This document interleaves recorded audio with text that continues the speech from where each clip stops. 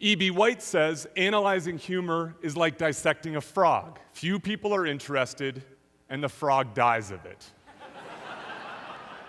Nonetheless, for this purpose, I created the Humor Research Lab, or HuRL.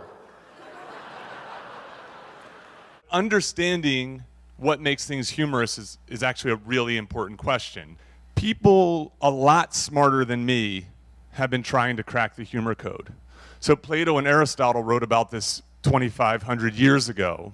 The one thing that they didn't have going for them was science. Time and time again, the work that we do in the Humor Research Lab reveals what I believe to be a pretty good model of what makes things funny, and it's called the benign violation theory.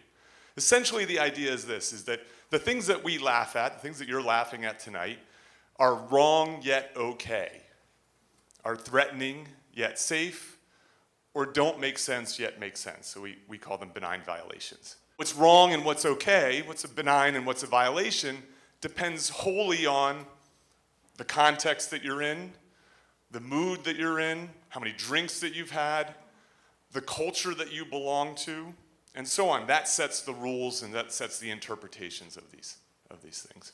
I'm not going to tell you to be funny. I'm going to ask you to think funny. That is, to think differently. Thinking differently is important for business. It fuels innovation, it enhances creativity. And in order to help you think differently, I've devised 21 lessons from the Masters of Comedy. The reversal's Comedy 101. It's one of the first things that comedians learn when they get into comedy. They produce an opposing perspective. And producing an opposing perspective is important because it helps overcome the status quo bias.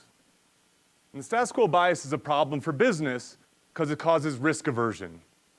The risk of deviating from the status quo looms larger than the reward from deviating from the status quo.